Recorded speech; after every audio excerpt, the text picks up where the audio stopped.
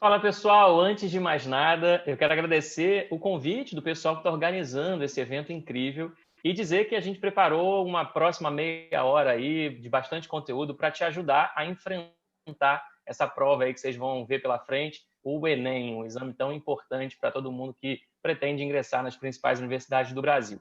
Eu sou o Faber Paganotto, eu sou professor de Geografia na Rede Federal aqui no Rio de Janeiro e também professor de Geografia do canal Terra Vista. Se você não conhece ainda, eu te convido a conhecer. Nós somos um canal no YouTube, lá a gente tem mais de uma centena de vídeos disponíveis, gratuitos, de história, geografia e atualidades. E a gente tem também uma conta no Instagram, @canal Terra Vista, onde além de divulgar os vídeos que a gente produz para o YouTube, a gente também usa as ferramentas do próprio Instagram para oferecer mais conteúdo para você. A gente tem lá quiz, a gente tem pequenos vídeos no feed, a gente tem IGTVs sobre temas de atualidades contemporâneos, o que está acontecendo no nosso dia a dia, a gente traz ali o olhar da geografia e da história para agregar conteúdo. E a gente tem também alguns produtos, como um conjunto de mapas mentais para você aí que gosta de um estudo mais visual, mapas mentais de história e geografia sobre os principais assuntos que caem no vestibular e no Enem, e também um conjunto de ferramentas para planejamento de estudos. Então, mais uma vez, te convido a conhecer o nosso projeto. Eu vou passar a bola para o Lucas, que vai se apresentar e contar também um pouquinho do que a gente vai fazer aqui ao longo dessa nossa próxima meia hora. Vai lá, Lucas. E aí, pessoal, tudo bom? É um prazer estar aqui aceitando esse convite, né, em nome do canal Terra Vista. Estamos muito felizes por poder compartilhar ideias com vocês. Meu nome é Lucas, sou o Lucas Arnaud, professor de História do canal Terra Vista. E nesses próximos minutos a ideia é que a gente fale um pouco da prova do Enem, que a gente fale também sobre alguns temas que costumam cair com mais frequência e tentar, se possível, né, dependendo do tempo, apresentar algumas questões, né, pelo menos uma ou duas questões de cada disciplina dentro das ciências humanas. Né? Eu vou focando aí em História e Geografia. Então, para a gente iniciar esse nosso bate-papo, essa nossa conversa, eu queria falar um pouco sobre a história do Enem e o que está por detrás dessa prova. Né? Eu acho que se a gente conseguir compreender bem como é que ela funciona, como ela é feita, a maneira que as pessoas que elaboraram essa prova refletem sobre ela, a gente consegue ter um desempenho muito melhor na hora de fazer as questões. Então, a primeira coisa que você tem que lembrar é o Enem ele foi criado em 98, em 1998, com um objetivo muito específico, era de fazer uma medição sobre a qualidade das escolas de ensino médio, né? O ensino médio de todas as escolas do Brasil. Então, isso aconteceu em 98, só que com o passar do tempo, chegando ali para 2009, houve uma grande revolução na educação brasileira, a gente pode dizer assim, porque a prova do Enem ela passou a servir de ingresso para as universidades públicas. Né? Também, em algumas particulares, a prova do Enem é utilizada, mas o acesso ao ensino superior via Enem modificou completamente a estrutura de muitas escolas. E entender, como eu já disse, como o que está por detrás dessa prova ajuda muito a gente a conseguir um bom desempenho. Como é que funciona a prova do Enem? A prova do Enem, assim como toda educação, ela tem uma pedagogia por detrás. Essa pedagogia que embasa a prova do Enem, ela foi sistematizada, elaborada por um sociólogo, antropólogo suíço chamado Philippe Perrenot. Esse cara, esse suíço, foi o homem que criou a tal das habilidades e competências que as pessoas tanto falam no Enem. As habilidades e competências elas não serviram para fazer avaliações nacionais, não era o objetivo principal. O principal objetivo do cara era pensar e refletir sobre educação e sobre parâmetros de pedagogia, de metodologias didáticas. Então, para vocês entenderem mais ou menos o que o Felipe Renault pensou, eu vou fazer aqui algumas analogias que acho que vão ser um pouco mais fáceis. Por exemplo, pensa num jogador de futebol. Acho que todo mundo gosta de futebol no Brasil, né? O jogador de futebol, se você for olhar o campo de jogo, tem várias posições, uma delas é sei lá, o atacante, o centroavante. Para você ser um bom centroavante, para você ter aquela competência de ser um bom centroavante, você precisa mobilizar ali algumas habilidades. Por exemplo, você precisa ter um bom domínio de bola. Dominar a bola é uma habilidade necessária para qualquer bom atacante. Você precisa ter um bom chute, ser um bom finalizador. Então, a habilidade de chutar bem também vai fazer com que você tenha uma boa competência na hora de ser um bom atacante. Então, repara que ser um bom atacante mobiliza várias habilidades. Essa mesma analogia a gente pode usar, por exemplo, para o hábito de dirigir. Né? Uma competência, por exemplo, seria dirigir de forma segura. porque você também pode pensar em dirigir de uma forma não segura, né? Ao dirigir de uma forma segura, você precisa, por exemplo, ter a habilidade de prestar atenção nos semáforos. Então, ter uma boa visão periférica é uma habilidade necessária para executar a competência de dirigir de forma segura. Então, é mais ou menos essa ideia, de forma bem simples e bem tranquila, sobre as habilidades e competências. Repara que isso é uma coisa bem genérica, que pode ser instituída, pode ser implementada, tanto em relações psicomotoras, como também em relações psicoanalíticas, reflexivas, que é o caso da prova do Enem. Então, a galera que pensou essa prova, ela elaborou algumas habilidades e algumas competências ligadas às áreas do conhecimento. Foi mais ou menos o que o Perrenot pensou na hora de refletir sobre a pedagogia. Então, a prova do Enem é dividida em blocos, né? Então, tem os blocos de ciências da natureza, né? A matemática, que é um bloco específico só para matemática, tem o de códigos e linguagens, e tem a nossa área, que é a área de ciências humanas. E aí, dentro da área de ciências humanas, nós temos as 6 competências que envolvem esse conjunto de habilidades. Então, são 6 competências, cada competência tem 5 habilidades, então nós temos um somatório total de 30 habilidades para ciências humanas.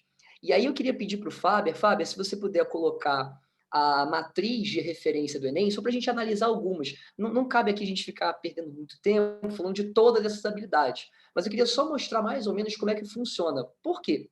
Acho que está todo mundo vendo aí.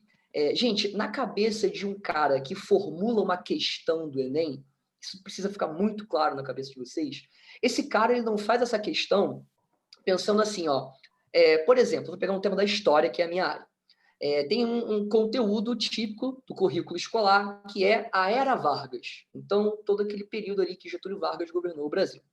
O cara, quando vai fazer uma questão sobre alguma questão para o Enem, ele não pensa assim, vou fazer uma questão sobre a Era Vargas. E aí ele começa a falar sobre o Estado Novo. E aí ele monta uma questão em cima do Estado Novo. Não é assim que eles fazem a prova. Eles pegam essa matriz que vocês estão observando aí, eles vão pensar assim, eu preciso que meu aluno desenvolva a habilidade, por exemplo, vamos pegar aí o M3. Vocês estão vendo ali o M3? O M3 é uma competência. Então, uma competência, como a gente já sabe agora, ela pressupõe várias habilidades. Então, ele quer aferir, ele quer medir se o estudante é capaz de, ao responder aquele item, aquela questão, demonstrar que ele sabe a habilidade número, por exemplo, 13. Vamos pensar assim. A habilidade H13 é analisar a ação dos estados nacionais e que se refere à dinâmica de fluxos populacionais e no enfrentamento de problemas de ordem econômica e social. Então, ele pode usar a Era Vargas como uma ferramenta, como um exemplo apenas, para poder medir se o estudante é capaz de analisar a ação dos estados nacionais, no que se refere. Vocês estão percebendo? O conteúdo ele é apenas uma ferramenta para medir se aquela habilidade foi desenvolvida pelo estudante. Então, na hora que o cara cria uma questão do Enem, ele vai em cima dessa matriz de referência. É claro, é evidente que para você ter um bom desempenho, você também precisa dos conhecimentos disciplinares. Ou seja, você precisa ter o conhecimento da Era Vargas, né? Você precisa ter o conhecimento sobre o Brasil colonial, sobre o Brasil imperial. Na hora de história, principalmente, isso pode vir desde o início dos tempos até os dias de hoje. Eles podem pegar qualquer, sim, realmente, eles podem pegar qualquer momento da história para elaborar uma questão. Isso vai valer tanto para a história, como também para a geografia, como para a sociologia, como para a filosofia. Então, é a partir dessa matriz de referência que essas questões são elaboradas. Então, agora a gente vai passar para um segundo momento dessa nossa conversa, em que a gente vai começar a analisar os temas. Aí eu estou falando das disciplinas, né? do componente curricular. Aqueles que mais caem. O que é mais comum de cair no Enem na área de ciências humanas, pensando em história e geografia? A gente vai falar um pouquinho sobre as questões de geografia, e eu volto, daí eu vou puxar o Fábio aqui de volta para a conversa, porque ele é o especialista na área de geografia. Fábio, o que mais cai no Enem pensando aí em geografia? O que você pode dizer para a gente? Manda aí, por favor. Olha, pessoal, uma coisa que eu quero falar antes de falar especificamente sobre os temas é falar um pouquinho sobre as escalas que o Enem explora. A geografia é uma ciência que estuda fenômenos espaciais. E os fenômenos espaciais eles acontecem nas mais diversas escalas. No local, no regional, no nacional, no internacional. E a prova do Enem, por ser um exame aplicado em nível nacional, ela privilegia os temas cuja escala a dimensão espacial do fenômeno que aquele tema representa, são escalas nacionais ou internacionais, porque não faz sentido privilegiar uma temática que é muito particular do Rio de Janeiro, ou do sul de Minas, ou do interior de Goiás, se vai ter um aluno do Sergipe que vai fazer essa prova, se vai ter um aluno do Amapá que vai fazer essa prova. Então, os temas que a geografia traz, eles, independente de qual é a temática, eles vão ser explorados quase de forma dominante na escala nacional e na escala internacional.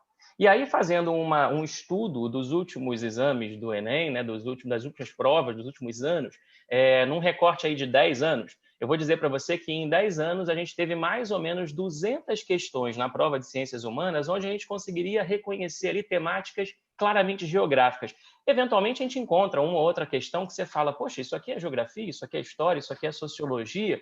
Você tem ali um pouquinho de cada uma daqueles currículos. Você precisa mobilizar conhecimento e conteúdo de várias áreas para responder aquela questão.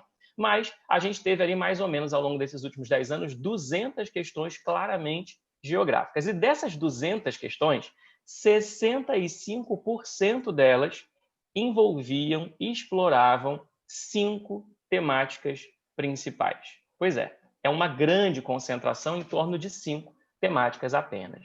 Que temáticas são elas? Eu tenho a minha cola aqui para não esquecer nada. Espaço rural, as dinâmicas do espaço rural e da agropecuária, população, dinâmicas do espaço urbano, globalização, que obviamente tinha que estar presente, é um tema muito importante para os estudos da análise do espaço, da geografia, e temáticas associadas à questão ambiental. Eu vou falar brevemente sobre cada um desses 5 grandes temas, como que eles podem aparecer. Começando, na sequência que eu apresentei para vocês, começando pelo espaço rural.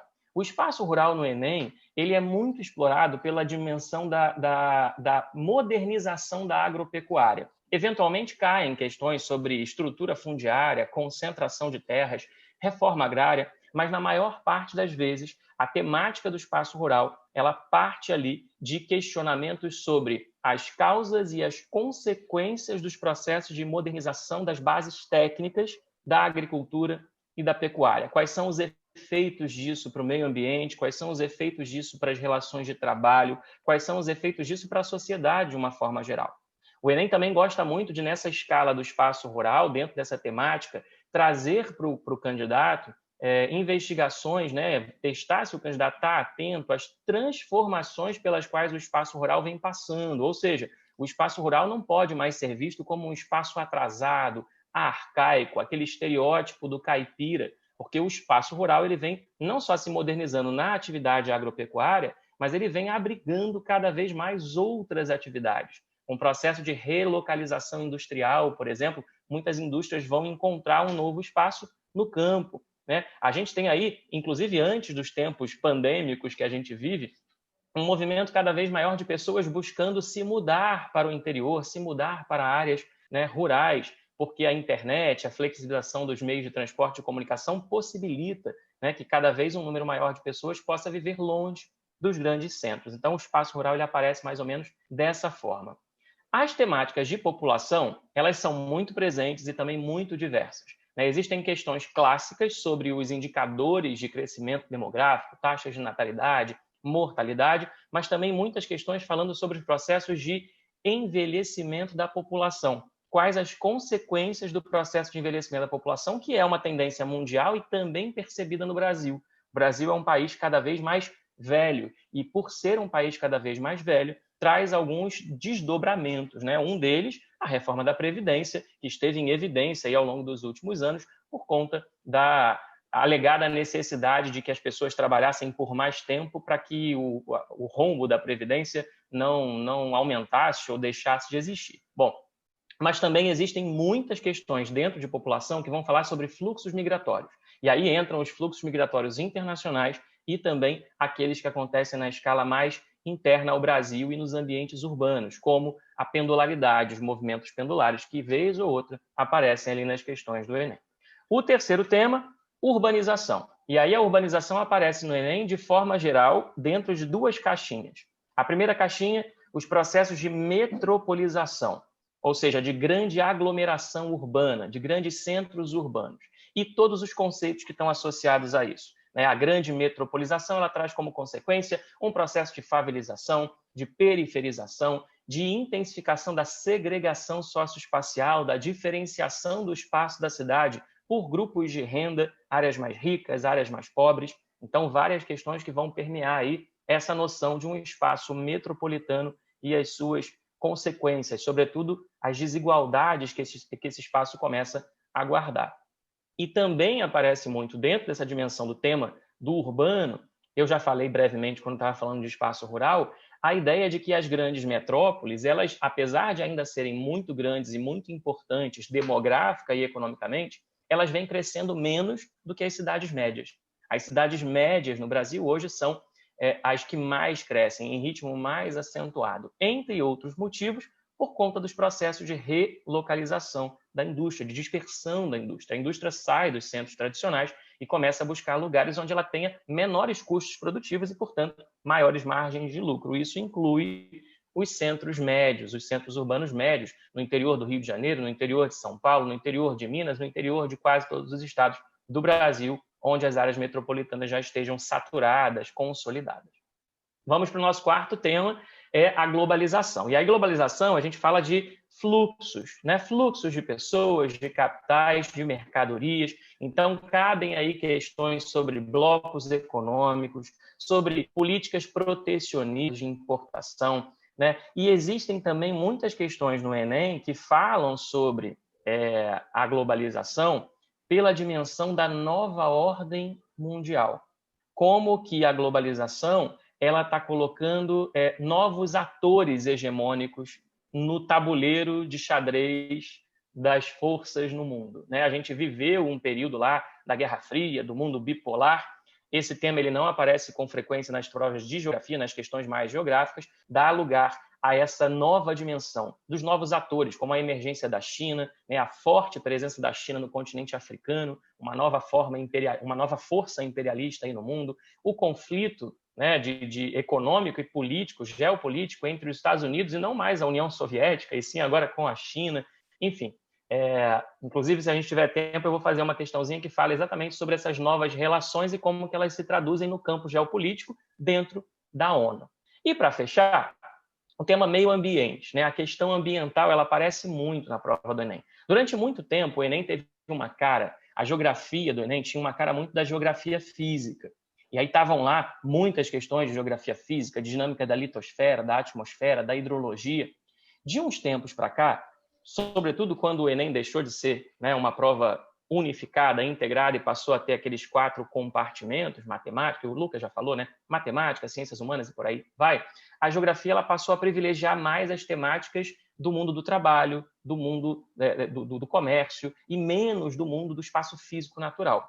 Então, a geografia física que aparece no Enem hoje, ela é muito mais uma geografia física associada aos processos de perturbação dos ambientes naturais. Como que nós, sociedade, transformamos o mundo natural, o espaço natural, e isso traz consequências negativas em diversas dimensões. Então, a geografia física ela aparece muitas vezes associada ao fenômeno da urbanização, para falar sobre enchentes, deslizamentos de encostas, lixo, produção de lixo, destino do lixo, aterros sanitários.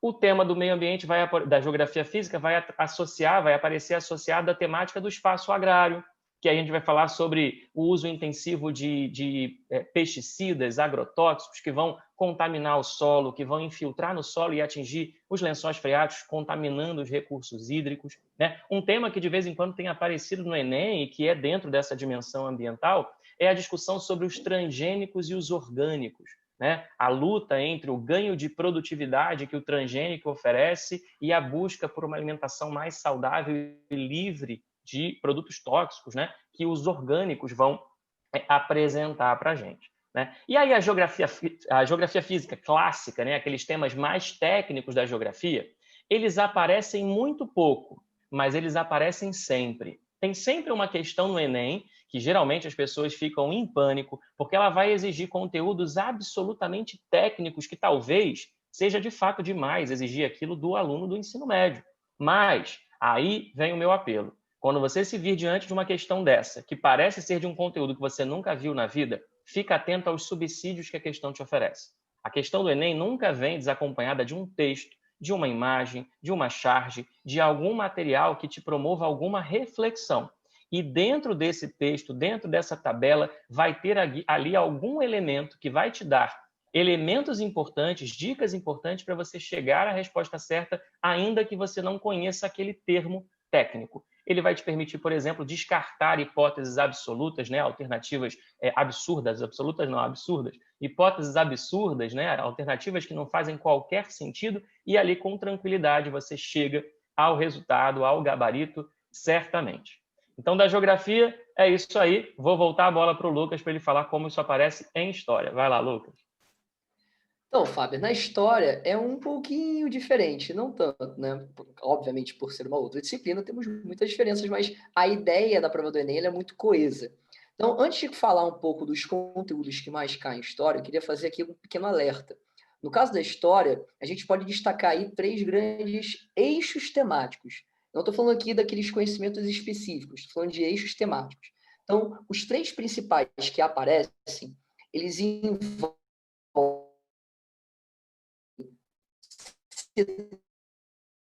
cidadania e democracia, envolve a questão da cultura e do patrimônio. Existem muitas questões que envolvem patrimônio material e imaterial, que também trabalham com o IFAM.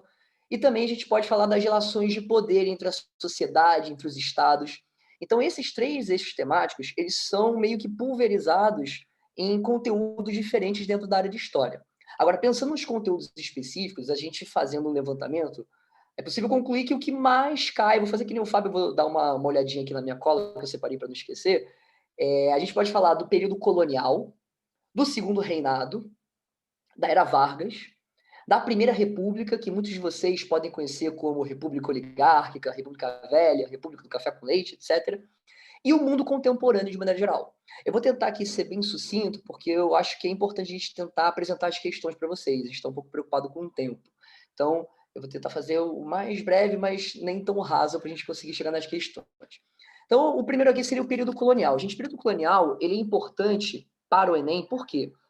É através do estudo da história colonial brasileira, colonização portuguesa na América, que a gente vai entender a formação da nossa sociedade. Então, muitas das coisas que estiveram presentes nesse processo de colonização fazem parte da nossa sociedade hoje. Por exemplo, uma sociedade muito marcada pela presença cristã. Por quê? Porque os padres jesuítas que vieram para cá, catequizaram os índios, impuseram a catequização forçada, e isso acabou entrando com força na moral cristã que tem na nossa sociedade, muito presente nos dias de hoje. Então, isso pode ser explorado. Uma outra questão muito presente é a escravidão. A escravidão é um tema central para o Enem, cai com muita frequência, e moldou a nossa sociedade de uma forma negativa, por conta do racismo estrutural que nós vivemos. Então, isso é uma coisa que o Enem explora bastante. Uma outra coisa é a ideia da sociedade patriarcal. Então, o Enem vai explorar, por exemplo, tudo que envolve direitos humanos por conta do machismo intrínseco à nossa sociedade contemporânea, que é uma decorrência de como a sociedade patriarcal dos grandes senhores de engenho mandavam e desmandavam na população feminina. E aí eu me refiro não só às donas de casa, né, as mulheres dos senhores de engenho, como as escravas indígenas e africanas. Então, isso é um tema que aparece bastante na prova, dentro pensando aí no tal do período colonial. O segundo é o segundo reinado. O segundo reinado é aquele período do Império Brasileiro, né, pegando desde Dom Pedro I, que compôs o primeiro reinado, o período regencial, aquele interregno, aquele espaço entre um e o outro, e a outra parte, o segundo reinado, seria a terceira fase desse período imperial. O que mais cai do segundo reinado? Exatamente os desdobramentos dessa escravidão, porque é durante o segundo reinado que é assinada a famosa Lei Áurea de 1888, né, o 13 de maio de 88.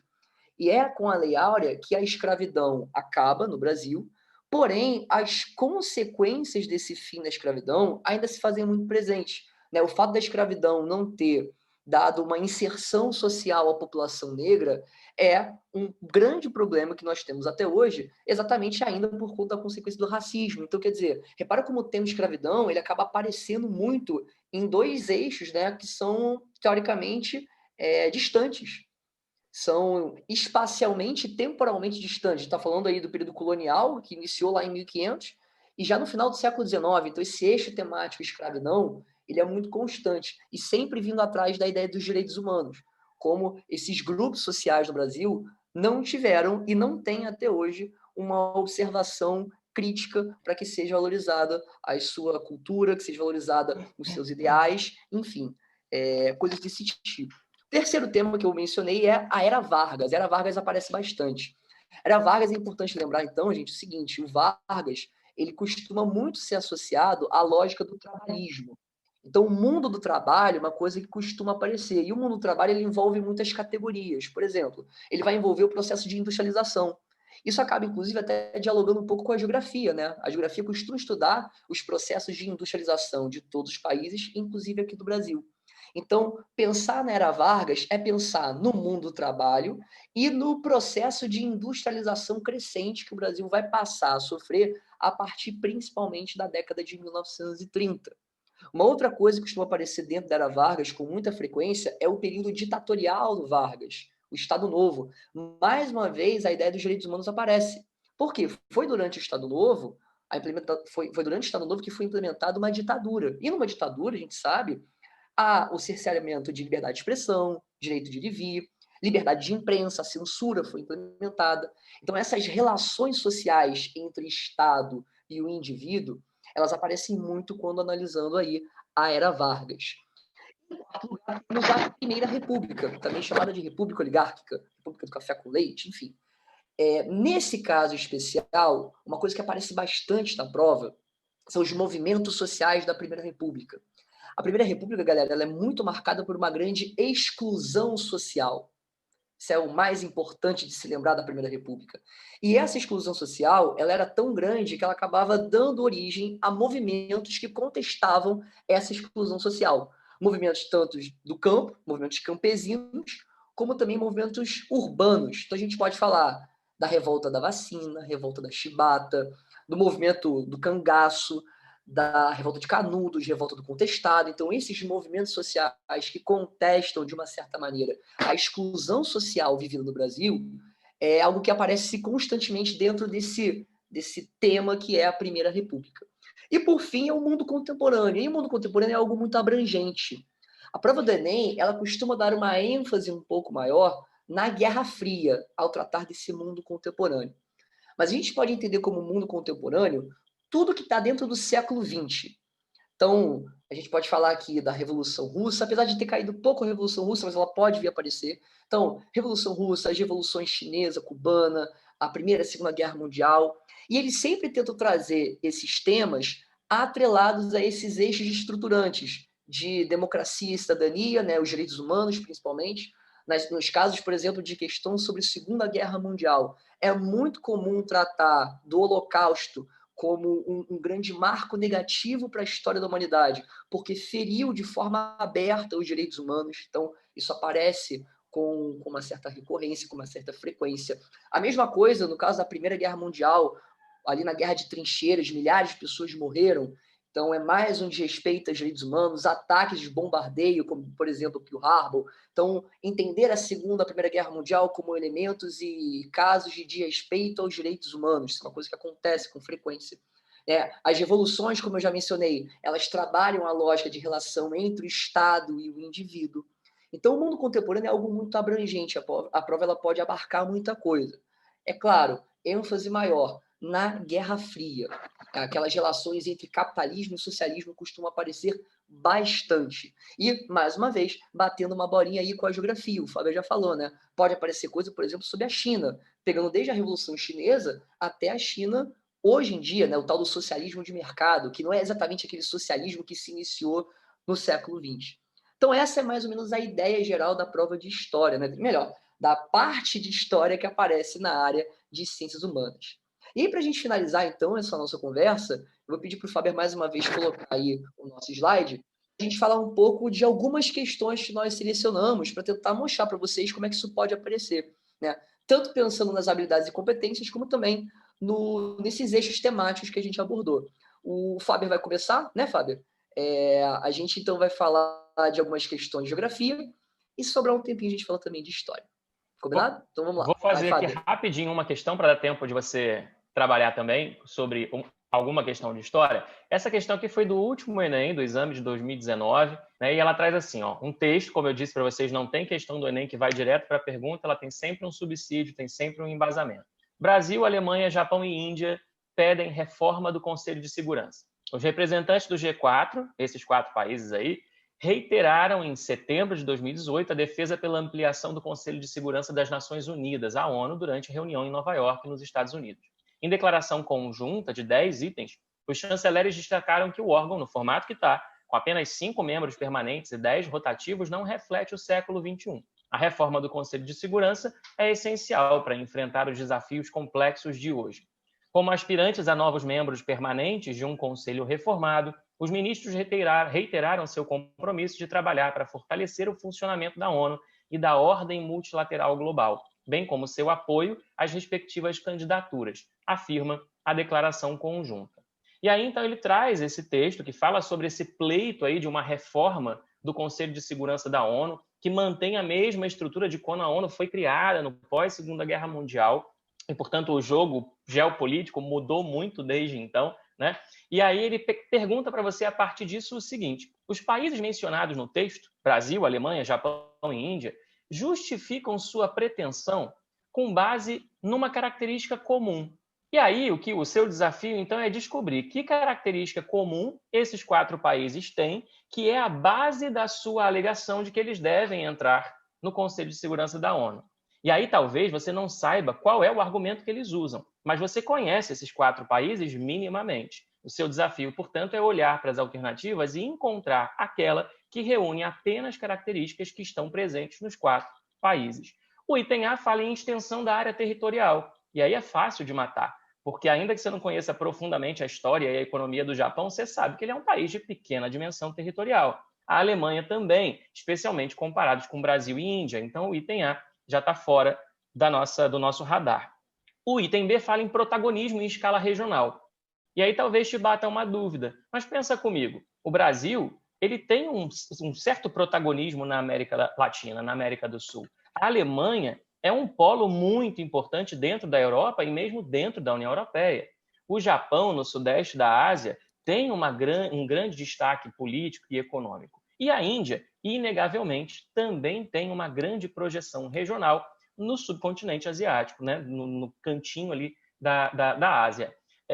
Então, a gente pode considerar essa aí. Vamos ver as demais.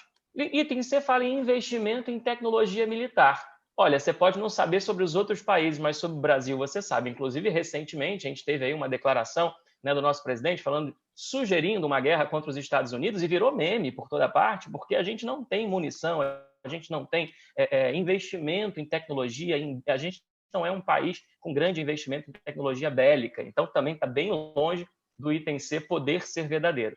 O item D fala em desenvolvimento de energia nuclear, e aí talvez valha, né, te ajude a saber o que está acontecendo na Alemanha e no Japão depois do acidente nuclear em Fukushima em 2011. Né, a Alemanha, especificamente, já anunciou que vai desativar todas as suas usinas nucleares, portanto, não faria sentido o item B. O item D e, finalmente, o item E, disponibilidade de recursos minerais. O Japão também é muito conhecido como sendo um país que não tem muitos recursos minerais, exatamente por isso ele se lança numa expansão imperialista, expansionista, que vai culminar, né, num dos polos, lá num dos centros de disputa da Segunda Guerra Mundial. E aí a gente volta ao item B com mais tranquilidade e chega ao gabarito. É isso. Lucas, qual questão que você vai fazer?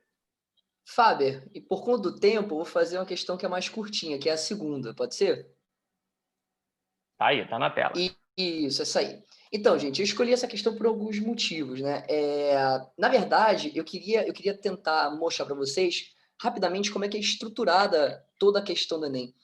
Todas as questões, se você for reparar, ela sempre vai ter um texto base. Esse texto base pode ser uma imagem, pode ser uma planilha, pode ser um mapa, pode ser um texto escrito, como a gente está vendo aí, uma charge. Vai ter um enunciado e repare que sempre o enunciado ele vai indicar para você algum comando. Ele vai querer que você entenda alguma coisa a partir desse texto. Então, assim, é claro que a prova do Enem ela tem questão que não é tão bem feita assim. Existem questões que são ruins. Mas uma boa questão do Enem é aquela que você só vai conseguir realizar, só vai conseguir fazer, se você estiver observando bem o que está no texto. Se você conseguir fazer uma questão do Enem sem ler o texto, pode ter certeza que essa é uma questão ruim. E a grande maioria das questões do Enem, elas não são assim. Tá? Então, isso é um dado importante. nunca abandone o texto. O texto ele é central para você responder qualquer questão, principalmente na prova de ciências humanas. Então vamos lá, direto para a questão. Essa aí é uma questão também do Enem 2019, e ela diz o seguinte: ó, a depressão que afetou a economia mundial entre 1929 e 1934 se anunciou ainda em 2028, por uma queda generalizada nos preços agrícolas internacionais. Mas o fator mais marcante foi a crise financeira detonada pela quebra da Bolsa de Valores de Nova York. Então, o texto ele faz uma contextualização da crise de 1929, uma crise que começa nos Estados Unidos e que, por estar fortemente inserido no sistema capitalista, ele se espalha pelo mundo inteiro e acaba afetando todos os países capitalistas. O Brasil não vai escapar disso.